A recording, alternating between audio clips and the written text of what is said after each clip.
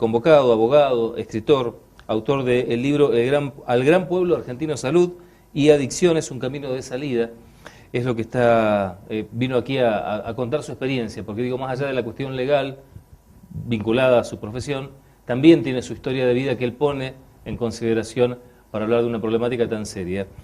Pablo, bienvenido, buenas noches. Buenas noches, la verdad, un placer enorme poder estar con ustedes. Primero de todo, agradecer esta posibilidad que nos dan para poder contar desde Buenos Aires, que venimos a capacitar en el abordaje integral de las adicciones, una problemática que hoy realmente nos preocupa a todos, a nivel nacional, a nivel latinoamericano y a nivel mundial, ¿no?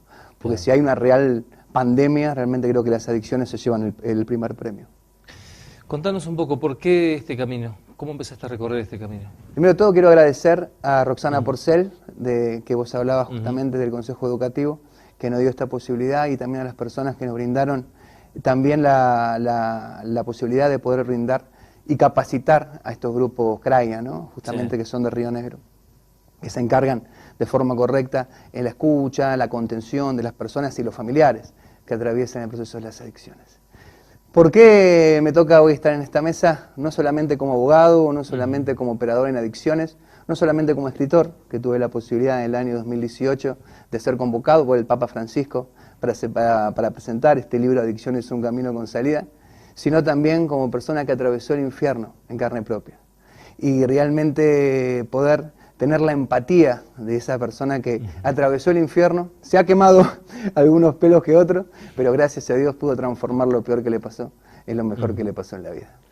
Esto a lo que vos haces referencia es porque has tenido un pasado de adicciones, ¿no? Así es, sí. Estuve internado 4 años en el neuropsiquiátrico más grande de la Argentina, el Hospital José Tiburcio Borda, donde realmente atravesé un proceso que no fue lo mejor, ¿no? Porque hoy hablamos de una ley específica en el abordaje de las adicciones, lo que estamos solicitando a nivel nacional también, ¿no? Porque a veces no se sabe cómo llevar adelante justamente con la ley de salud mental lo que tienen que ver la internación involuntaria. Este caso como el de Chano, este caso como el de Felipe Pettinato, que son casos puntuales porque son personas reconocidas.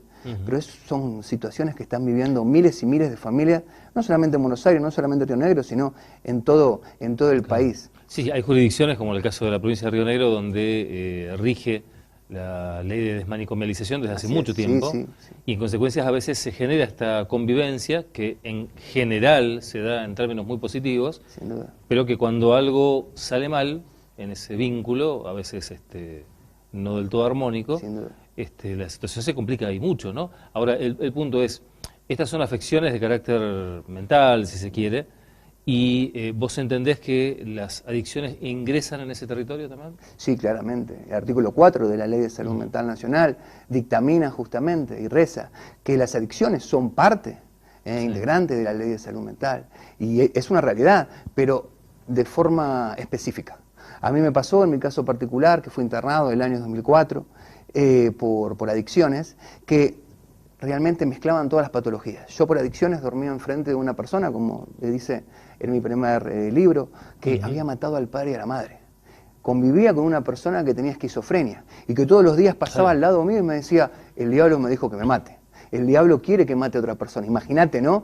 No podía realmente estar enfocado en mi rehabilitación, en mi recuperación, ¿no?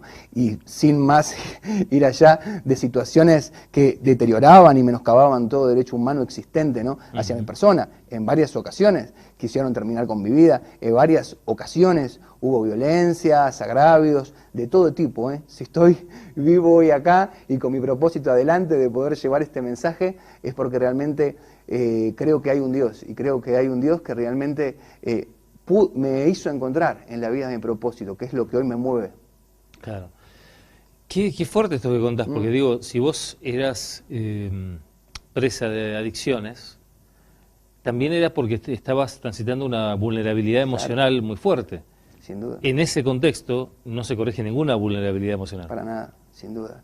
Creo que hace falta abordajes específicos y herramientas terapéuticas específicos para cada abordaje, ¿no? Si una persona tiene un problema, una problemática de adicción, no se lo puede abordar de la misma forma de una persona que tiene otra vulnerabilidad, sino hay que ser acorde justamente a ese abordaje.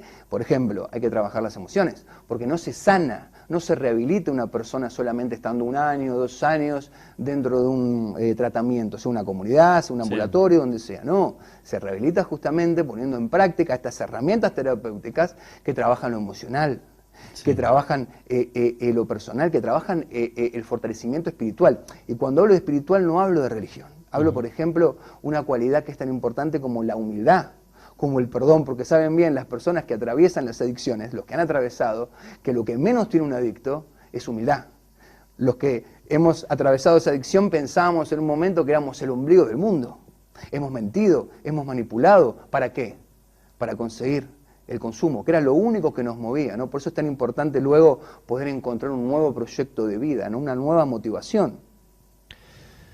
Te pregunto, ¿cómo convivís con los debates que genera el tema de adicciones? Yo sé que las adicciones son diversas y que hay algunas que, lo que se llaman las drogas legales o lo que está finalmente incorporado a la vida social, pero que también generan adicciones importantes, el caso del alcohol y demás. Pero digo, ¿cómo convivís con el otro debate que se da con el tema de las adicciones? Hoy escuché parte de tu disertación y un poco lo abordabas en esto de la autodeterminación del adicto. ¿Qué capacidad de tener una autodeterminación real tiene un adicto? En este sentido, de hecho usabas vos algunos ejemplos muy conocidos a nivel nacional. Te lo pregunto porque a veces se discute la adicción desde un elemento que es muy interesante, que es el derecho individual, la posibilidad de yo ostento el derecho de hacer con mi cuerpo determinadas cosas en función de una experimentación de carácter social.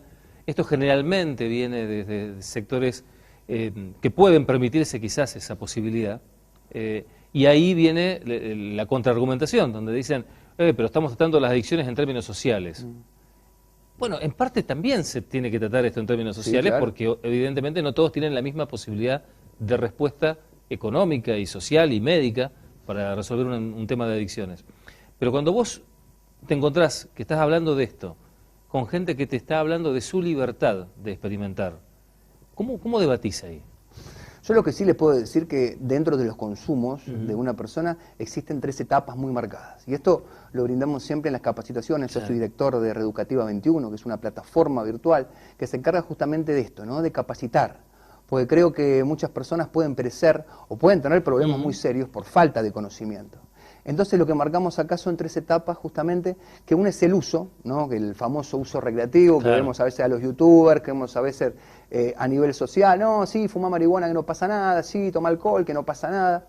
Otro es el abuso, que es cuando una persona ya no es solamente un sábado, ya no es solamente ocasional, sino que ya son unos días más o son otras situaciones que llevan a diferentes problemas.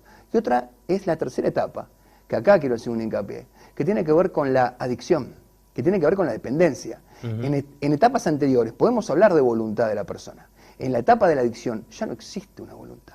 No se puede discernir ni decidir por mutus propios. Hablábamos de Maradona, ¿no? Decían, sí, Maradona, tranquilamente, él tiene voluntad. Él nunca quiso internarse. Él tiene la voluntad. Maradona no tenía la voluntad para decir. Porque no tenía discernimiento. Justamente porque estaba en una adicción plena. No, pero dejó la cocaína. Dejó la cocaína, pero tuvo una sustitución de sustancia, porque el alcohol era lo que estaba controlando su vida. Y si tenemos en cuenta que la palabra adicción proviene del latín, etimológicamente el latín significa adictus. ¿Saben lo que es adictus? Esclavo. Era la persona que le debía a otra persona, en ese tiempo justamente, cierta cantidad de dinero y se lo enviaba a ser esclavo justamente hasta que pueda pagar lo que debía. Fíjense ustedes, ¿no? Hablamos de esclavitud, hablamos de una sustancia o una conducta que hace justamente, ejerce sometimiento, opresión, amo y señor, reina sobre ese esclavo, ¿no? Y tiene que ver con esto, ¿no? En la tercera etapa no tenemos voluntad. Entonces, al no tener voluntad, estamos hablando justamente de que deben entrar otro tipo de herramientas, otro tipo de ayuda, justamente para que sea mucho más sencillo poder internar a una persona que tiene un problema de adicción. Tocaste un tema interesante y de hecho es interesante porque los próximos invitados del programa están trabajando con el tema cannabis medicinal. Sí. Entiendo que hay muchas miradas sobre el tema, pero también hay como un discurso muy fuerte de la cultura, lo que se llama la cultura procanábica, sosteniendo la idea de la inocuidad del producto. Vos, como estás enfocado quizás en el control de adicciones y demás, ¿tenés una mirada distinta sobre esto? En realidad no es un tema que nos compete, porque nosotros sabemos que tanto las adicciones pueden darse por sustancias legales, sustancias ilegales, se pueden dar. Hay personas que desconocen el artículo 4 de la Ley Nacional de Salud Mental, la 26.657, dictamina en el artículo 4, que es el único artículo que toca justamente las adicciones, que tienen que ver justamente con las personas que consumen una sustancia. No marca a las personas que tienen un comportamiento, claro. Sí, porque tenemos que saber, los que trabajamos en esto, que hay dos tipos de adicciones: a la sustancia, al comportamiento. La ludopatía ha destruido familias, ha hecho que las personas se suiciden.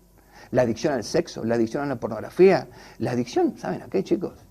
A los dispositivos tecnológicos. Hoy en día, si ven una familia tipo que se sienta a la mesa, están todos con el teléfono y no se miran a la cara. Parece que es una de las primeras adicciones que el siglo XXI, en el pleno siglo XXI, está reinando y destruyendo el ámbito familiar. Entonces tiene que ver, digamos, con un montón de estructuras que tenemos que analizarlas sintácticamente a cada una de ellas, y específicamente, que conllevan un montón de situaciones en ese abordaje. No es específicamente ni el cannabis, ni específicamente el alcohol, sino tiene que ver con un grupo, ¿no? Y es justamente lo que venimos a trabajar.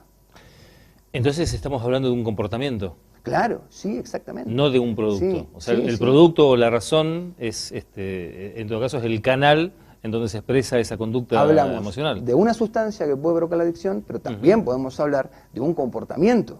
Sí. Por eso, hoy en día las personas se arriesgan y abren mucho el juego a, no, voy a consumir, no, voy a tener una actividad que realmente puede poner...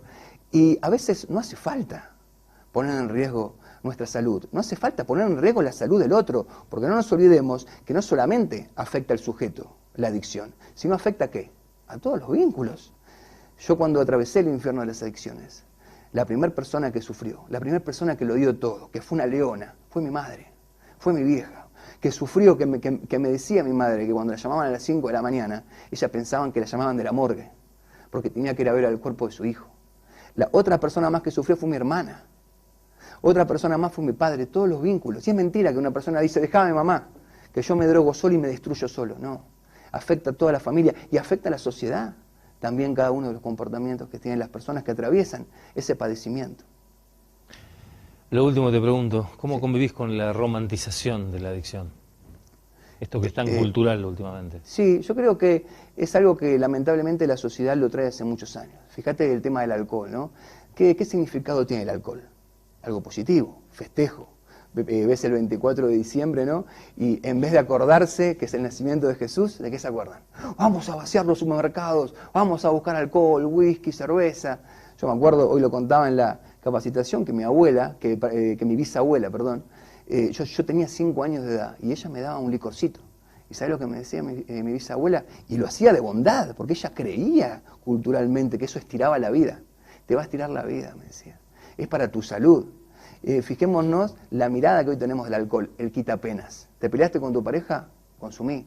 Que mañana te olvidas, quedas tranquilo. Entonces, uno está acostumbrado, ¿no?, desde la profesión que ejerce y cómo lleva adelante las capacitaciones, a tener que convivir, ¿no? Y sabe que es una cuestión cultural, que es una cuestión vincular, y que realmente es muy difícil ir contra eso. Pero sí es importante fortalecer de diferentes aspectos, ¿no? Como hablábamos recién, el emocional, el carácter de la persona, y algo muy importante, el fortalecimiento espiritual, que es la base de todo. Te agradecemos muchísimo el que hayas aceptado la invitación. Si alguien quisiera seguirte, ¿tenés algún trabajo en redes que desarrollás? Sí, nos buscan en Reeducativa 21 en todas las redes sociales. Ahí tenemos la plataforma, o Pablo Martín Rossi también en todas las redes sociales. Te agradecemos de verdad. Un placer gigante. Seguimos aquí en De La a la Z, luego de la pausa, mucho más.